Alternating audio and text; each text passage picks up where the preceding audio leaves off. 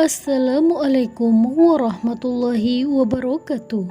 Pemirsa beriman, Islam menjelaskan bahwa ghibah adalah perbuatan yang tidak terpuji, karena ghibah adalah menceritakan orang lain tanpa sepengetahuannya, baik itu tentang sifat atau keadaan yang ada pada dirinya, yang seandainya orang tersebut mendengarnya, maka ia tidak akan menyukainya. Ghibah termasuk perbuatan dosa besar sebab dapat menimbulkan dampak buruk serta merugikan orang lain. Bahkan di dalam Al-Quran, Allah Subhanahu wa Ta'ala menyebutkan orang yang melakukan ghibah sama dengan orang yang memakan daging saudaranya yang sudah mati.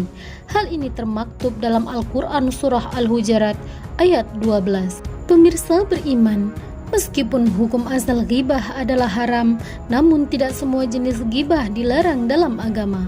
Ada beberapa jenis ghibah yang ternyata diperbolehkan untuk dilakukan.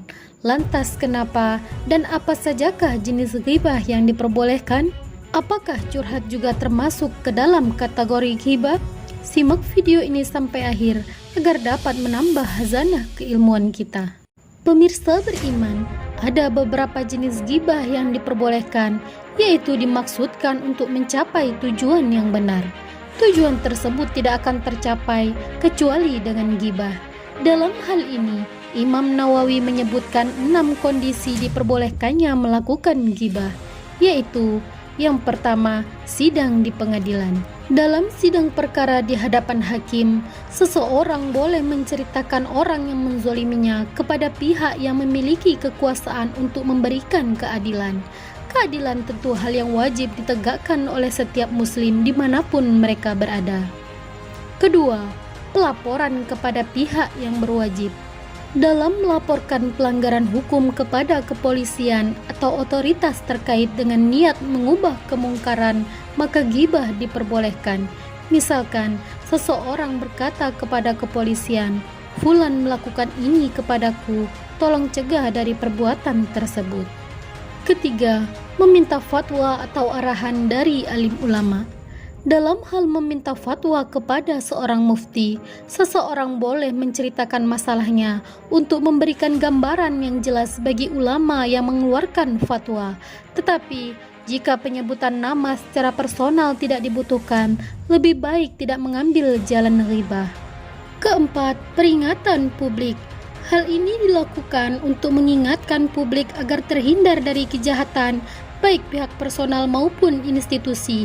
Sebagai contoh dalam kasus ini, biasanya keburukan seseorang tertera di kertas daftar pencarian orang. Ketika orang tersebut belum tertangkap, maka disebutkan keburukannya agar publik terhindar dari perilaku jahat orang yang bersangkutan. Kelima, kejahatan publik secara terang-terangan. Dalam kondisi di mana pihak-pihak tertentu melakukan kejahatan secara terang-terangan, seperti meminum khamar, mengambil harta secara zalim, menarik upeti, mengambil kebijakan-kebijakan batil. Dalam kondisi ini, kita boleh menggibahkan pihak tersebut sesuai dengan kejahatan yang dilakukannya. Tetapi, kita diharamkan menyebut aib lain pihak tersebut yang tidak dilakukan secara terang-terangan. Keenam, sebagai penanda dan bukan olok-olok. Dalam hal ini, seseorang juga diperbolehkan untuk menyebutkan kekurangan orang lain, misalkan kekurangan fisik atau gelar buruknya sebagai penanda.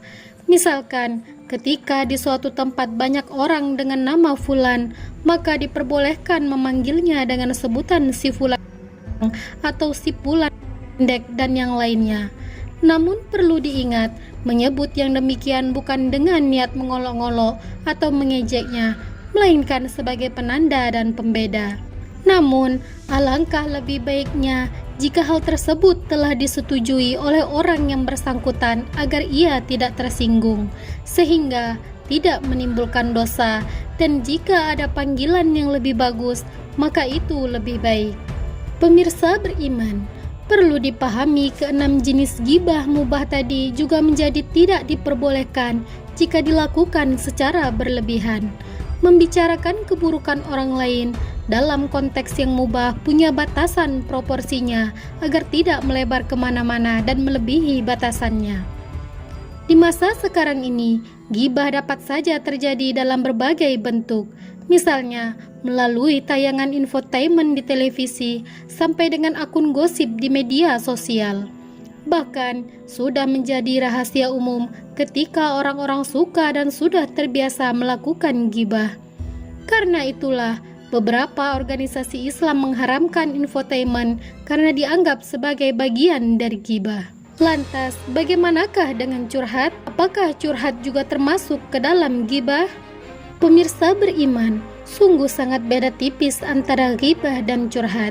Jika curhat tujuan kita adalah mencari akar masalah dan solusi terhadap orang tersebut, sedangkan gibah hanya untuk mencari aib dan kekurangan saudara kita, maka jika kita curhat tidak berhati-hati dan tidak membawa kemaslahatan atau kebaikan apapun, baik itu bagi yang curhat, pendengar curhat, dan orang yang menjadi objek, maka bisa terjerumus ke dalam jurang gibah yang dapat menimbulkan dosa besar.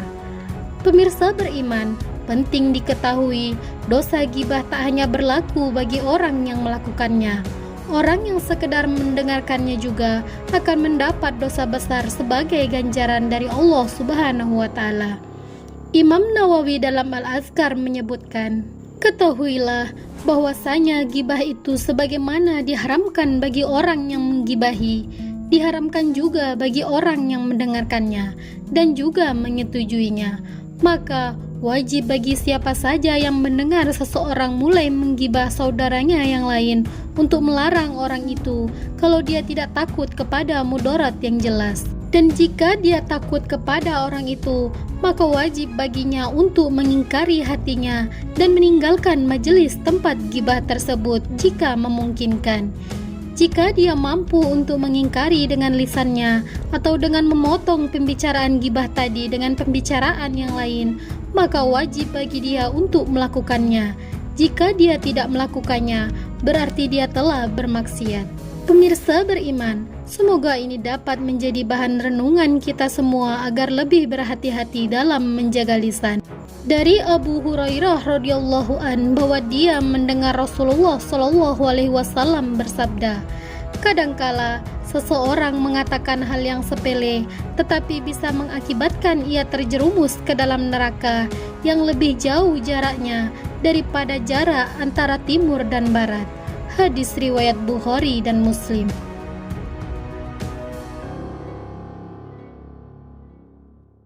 Pemirsa beriman, dukung channel ini agar terus dapat menebar manfaat dengan cara klik like, subscribe, dan share. Wassalamualaikum warahmatullahi wabarakatuh.